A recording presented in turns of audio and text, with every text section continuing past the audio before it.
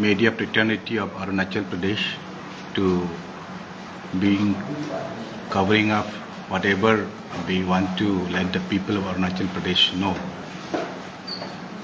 As the people of Arunachal Pradesh, every one of them are, as people of Arunachal Pradesh are well conversant in Hindi, I would like to speak in Hindi.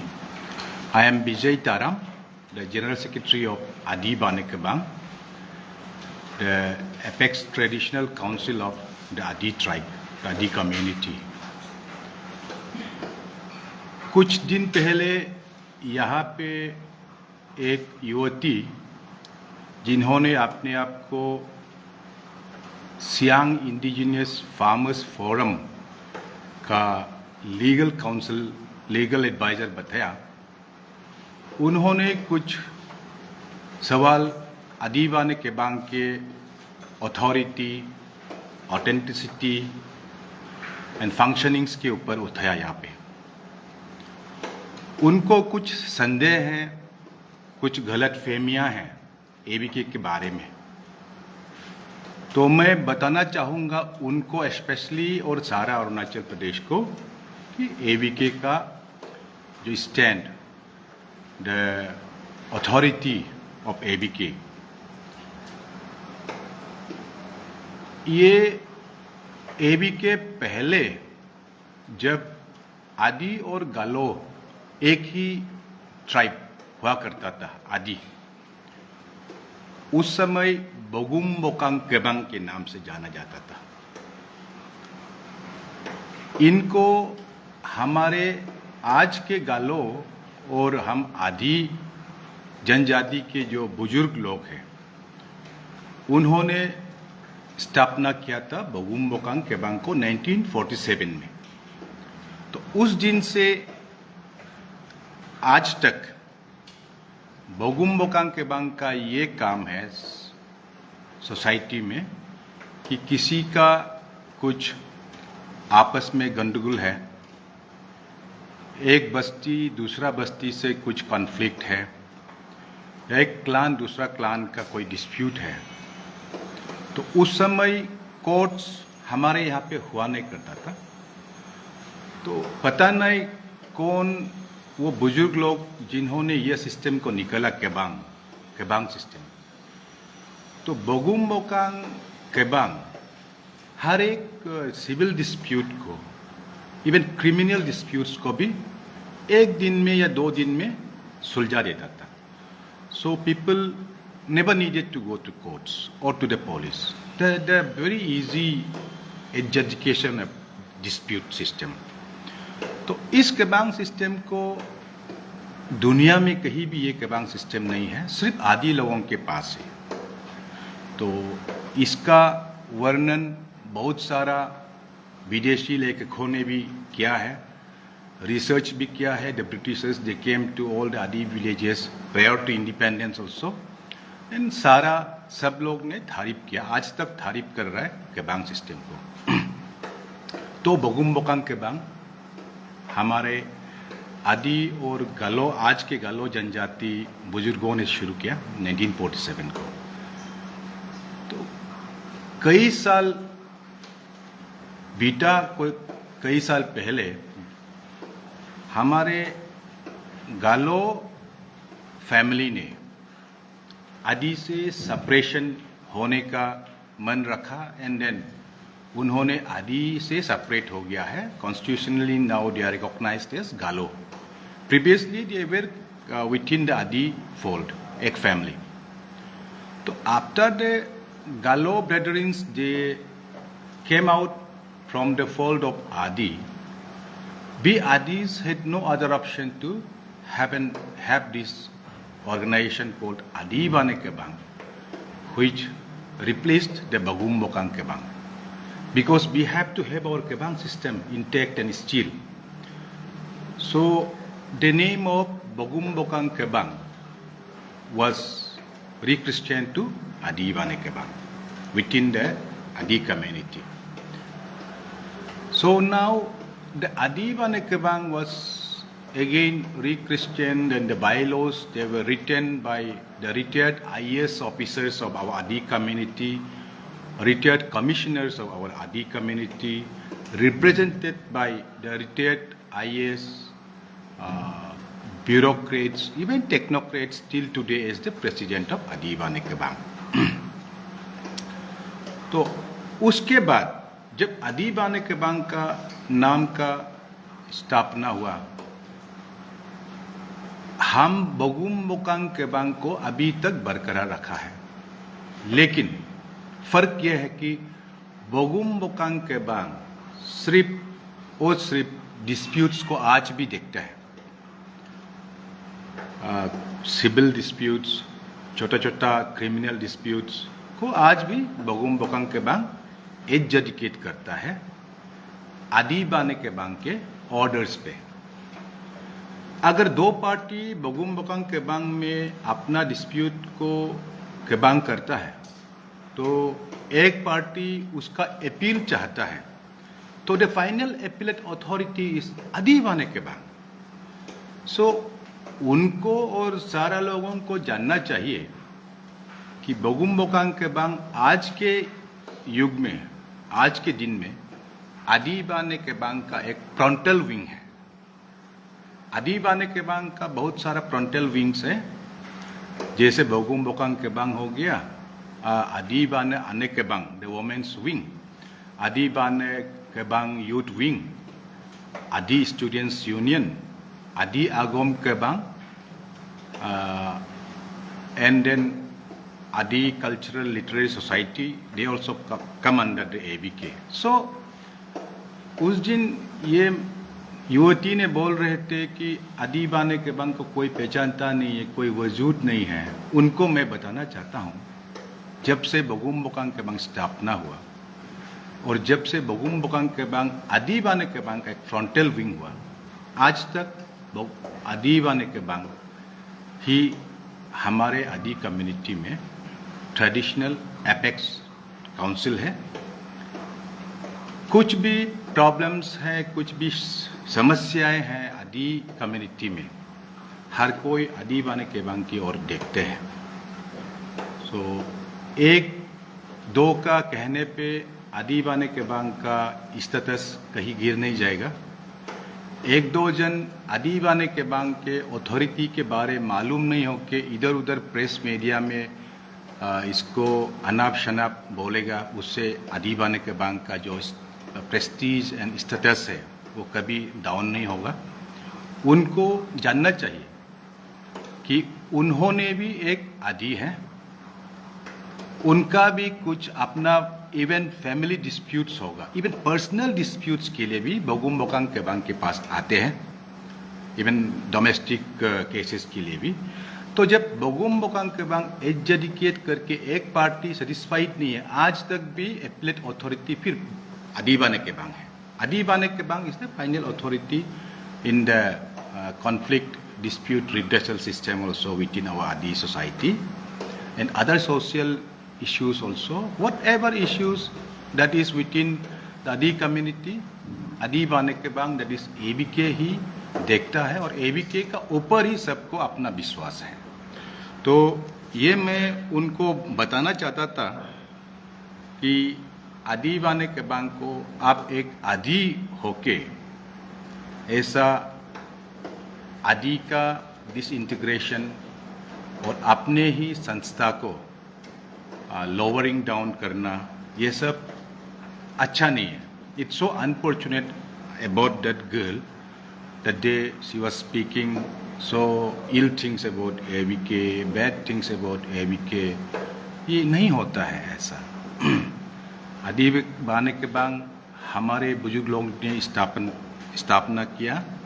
Adi Bane Kebang अभी भी है और Adi Bane Kebang जब तक Adi community है होते रहेगा। Because we the Adis generally believe upon our Kebang system rather than the present judiciary systems, and then it's very fast, and then ABK is still functioning so good, doing whatever they are being asked to do by the society, taking up issues whatever affects the Adi society and solving the issues in whatever capacity the AVK can do.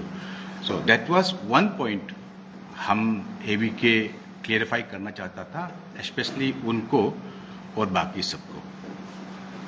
दूसरा issue है, उन्होंने ये कहा फिर कि आदिवाने के बांग आपसियांग dam के सिलसिला में आदिवाने के बांग का कोई हक नहीं है, अथॉरिटी नहीं है कि डैम को एग्री करने का।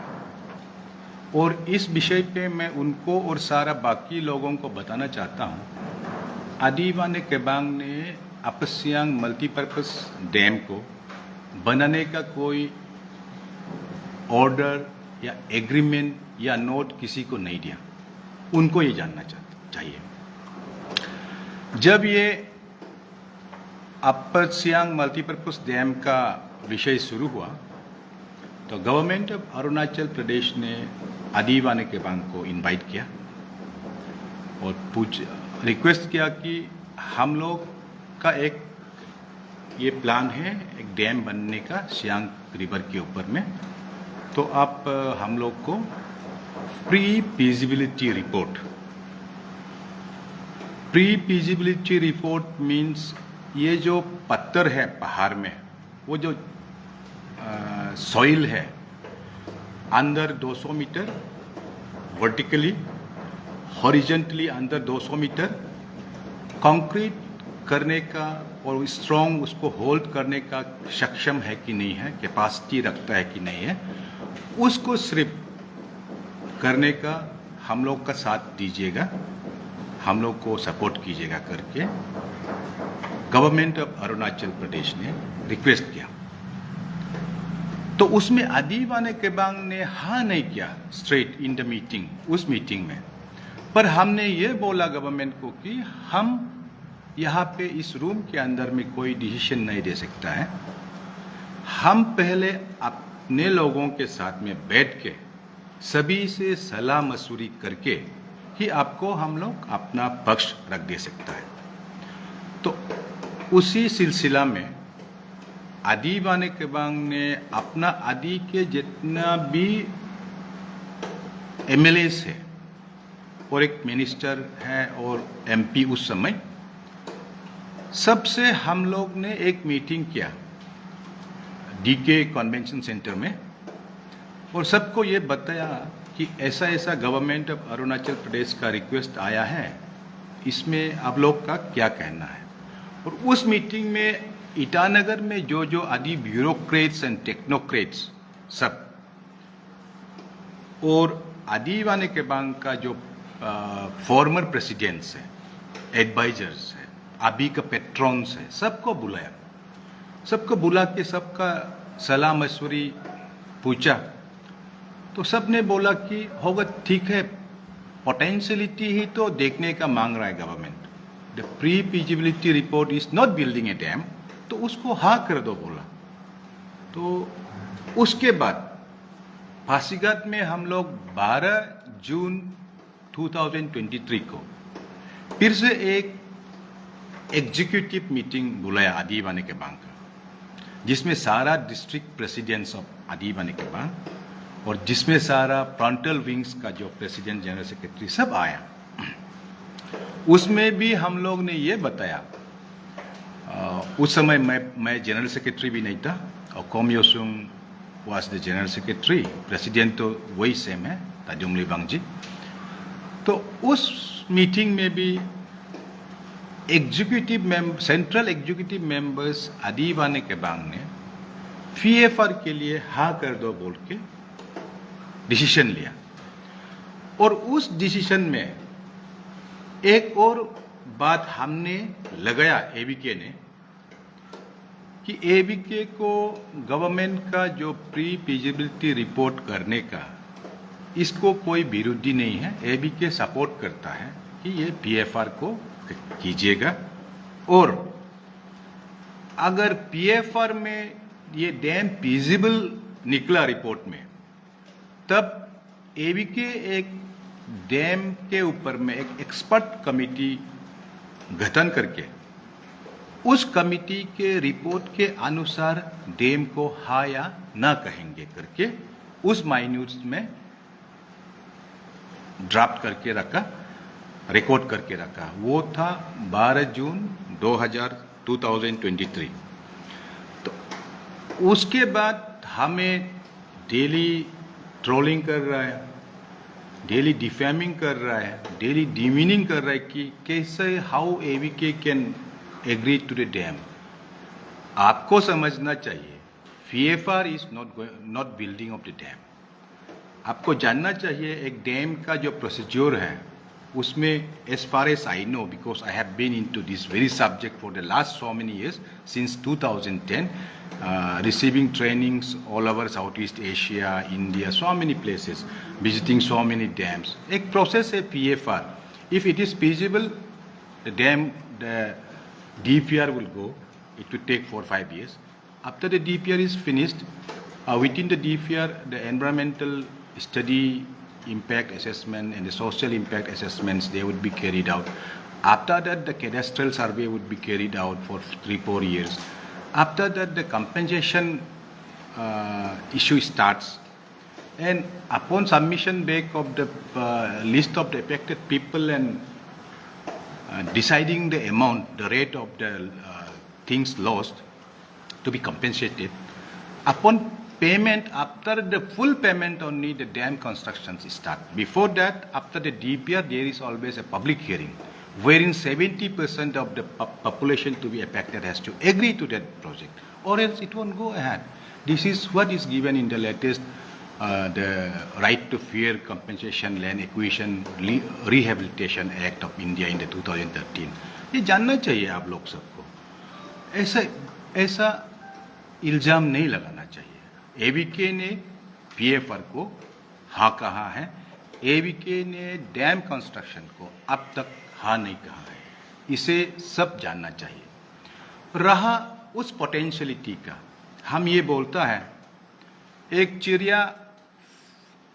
चिड़िया के रूप में जन्म लेता है और चिड़िया के रूप में ही मर जाता है। एक कुत्ता कुत्ते के रूप में जन्म लेता है, कुत्ता बन के ही मर जाता है। लेकिन एक इंसान का पोटेंशियलिटीज बहुत है। एक सिंपल सा इंसान से एक आदमी ने, राहुल नाम का एक इंसान ने गौतम बुद्ध बन गया। एक जीसस नाम का कोई आदमी ने क्राइस्ट बन गया। That is the potentiality. Likewise a rock also has certain potentialities. एक कोयला आप यहाँ देख रहा है, you some of the people who won't know ऐसे देखेगा कि एक सिंपल कोयला है, but then people who know about that knows कि ये कोयला अगर जमीन के अंदर 1000 साल दब के रहता है, सर्टेन प्रेशर उसको लगता है, तो ये डायमंड बन जाता है। The same coal turns to a diamond. That is the potentiality of that coal. And आज तक भी साइंटिफिकली एक कोयले का और एक डायमंड का there has no elemental differences. The same elements are present in a diamond and the same elements are in a coal. So ये कोई खराब बात नहीं होता है कि हम आदि अपना पहाड़ जमीन का पोटेंशियलिटीज क्या है इसे जानने में। अगर हम अपना पोटेंशियलिटीज जानने से हमको तो एडवांटेजेस ही लगता है। Had I known the potentialities of my children, कितना अच्छा होता कि ये मेरा बच्चा जाके कल को ऐसा बनेगा वैसा बनेगा, उसका पोटेंशियलिटीज ये है। तो अपना जमीन का पोटेंशियलिटीज जानने में कोई खराबी नहीं है। With that humble thinking, with that very clean motive, sincere and honest motives, हमने PFR के लिए गवर्नमेंट का रिक्वेस्ट को हाँ कहा है। आई रिटरेट, फिर से दोहराता हूँ, एवीके ने डैम कंस्ट्रक्शन को हाँ नहीं कहा है। वो एक और रहा एक बात, वो लीगल एडवाइज़र तो SIFF ने एक और बात किया है कि एवीके का वहाँ पे कोई ज़मीन नहीं है, कोई जायदाद नहीं है, क्यों एवीके वहाँ डैम के ऊपर इंटरेस्टेड है। और इतना भी बोला कि ईरिंग सर जो who is the present adviser hydro power development government of Arunachal Pradesh का, उनका कोई ज़मीन नहीं है। ईरिंग सर वहाँ क्यों बात करेगा। इवन यहाँ तक बोला कि डिप्टी सीएम का कोई ज़मीन नहीं जाता है, वह क्यों बात करेगा। गलत है वो, ऐसा नहीं बोलना चाहिए। आपको ये याद होना चाहिए कि आपका ऑर्गेनाइजेशन SIFF हम लोग जानता है, पूरा अच्छी तरह जानता है। नाम भी मैंने ही रखा है SIFF का, the name is given by me only. हम जानता है कि SIFF में ऐसा ऐसा मेंबर्स है जिसका एक ये नाखून बराबर जमीन भी वहाँ नहीं है, लेकिन बोलता है वो, उनका अपना constitutional right to freedom of expression and opinion है, स्पीच है। Likewise, when you have the right to express an opinion upon anything, you should always remember that the other person also has the same right within the same country. आपका एक हक होगा, दूसरा का नहीं, ऐसा नहीं होता। इट्स वेरी चाइल्डिश, बालक बुद्धि बोलता उसको, ऐसा नहीं होना है। डिप्टी सीएम हमारे बुजुर्ग हैं, one of the most wise personalities in Arunachal Pradesh today, thinks about the future of Arunachal Pradesh. Earrings are one of the wisest leaders that we have ever had in the Adi community and Arunachal Pradesh. उनको आप ये सब बात करता है तो हम लोग को भी थोड़ा हर्ट होता है। बीइंग एक लर्नड आदमी, एक वकील को एक लर्नड बोलता है। मैं भी एक वकील हुआ करता था, 20-22 साल कोर्ट में था, तो एक वकील को सोच के बोलना होता है। आप खुद भी रोइंग के हैं, तो आप खुद ड्राइंग के हो कि वहाँ पे ईरिंग सर और डिप्टी सीएम बात नहीं करना बोलता है। आप इवो मिली साहब बैठा हुआ है, वो खुद ड्राइंग के हैं। तो likewise, you know, the freedom, that the right that has been given to us is all equal. वो सब समझ के हमें बात करना चाहिए। अपने को रख के वो दूसरा को भी अपने तहत रख के, बराबरी में रख के सोच के बात करना है। वो बहुत ज़रूरी था बोलने का। और एक दूसरा टॉपिक है गवर्नमेंट ऑफ अरुणाचल प्रदेश को। हमारे यहाँ पे अभी government of India last 2-3 years से एक CUET करके एक एग्जामिनेशन स्टार्ट किया है। 10+2 पास करने के बाद में आपको सेंट्रल यूनिवर्सिटी एंट्रेंस टेस्ट देना होता है। तो उसमें CUT में आपका परसेंटेज, जिन स्टूडेंट्स का परसेंटेज अच्छा आएगा तो कोई भी ऑल ओवर इंडिया में अच्छा यूनिवर्सिटी, अच्छा कॉलेज में एडमिशन मिलेगा। तो हमारे यहाँ उसका अच्छा से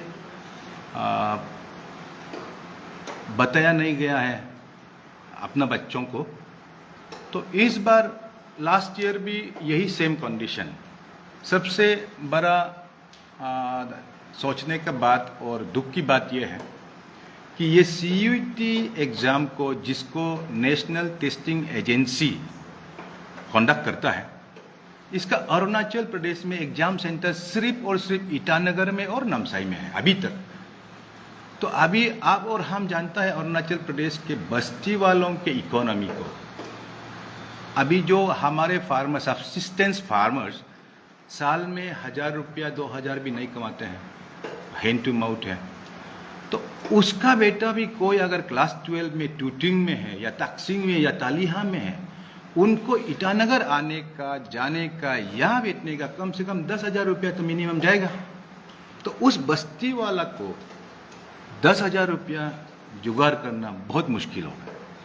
इसके लिए हमने गवर्नमेंट को, ABK ने लिखा है ऑलरेडी, गवर्नर को भी, एजुकेशन मिनिस्टर को भी, BC RGU को भी, कि ये जो CUET का एग्ज़ाम सेंटर्स को नामसाई और ईटानगर में सिर्फ नहीं करके हर एक डिस्ट्रिक्ट का हेडक्वार्टर, जैसे आलो में, पासीघाट में, यिंगक्योंग में, उसी तरह हर एक डिस्ट्रिक्ट हेडक्वार्टर्स में CUET एग्ज़ाम सेंटर्स लगा देने से सबके लिए अच्छा होगा, सबको कोई डिप्राइवेशन भी नहीं होगा। तो अभी इसमें इस साल क्या हुआ था कि 11 जनवरी 2024 को हमारा जो राजीव गांधी यूनिवर्सिटी है, जो सारा गवर्नमेंट कॉलेजेस को ऑल अरुणाचल में एडमिनिस्टर करता है, तो वहाँ से एक नोटिफिकेशन निकला कि इस बार एडमिशन्स में हर एक कॉलेज में 80% RGU सेट से होगा, Rajiv Gandhi university common entrance test, और 20% CUET से होगा। तो हमारा बच्चा लोग तो एज यूजुअल अपना कैचमेंट एरिया का मार्क्स को देख के उसमें एडमिशन मिलेगा करके किसी ने स्वीटी का एंट्रेंस एडमिशन फॉर्म भी अप्लाई भी नहीं किया।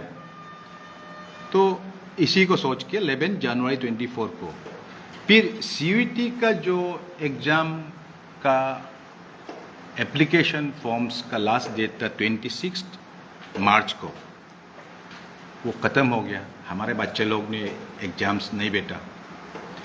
तो फिर 27 अप्रैल को एक और आरजीयू से नोटिफिकेशन निकलता है। 27 April after the deadline finish of the CUET exams, मार्च को जो फिनिश हो गया, 27 अप्रैल को आरजीयू फिर एक नोटिफिकेशन निकलता है कि इस बार 100% सीयूईटी से एडमिशन लेगा, वो 20% भी नहीं। तो इसमें हम लोग को बहुत सोचना पड़ा। 100% अगर सीयूईटी से ही आप एडमिशन लेगा गवर्नमेंट कॉलेजेस ऑफ अरुणाचल प्रदेश में, तो एक भी लड़का फिर हम लोग का एडमिशन नहीं मिलेगा, बिकॉज हम लोग का लड़का लोग नहीं दिया है।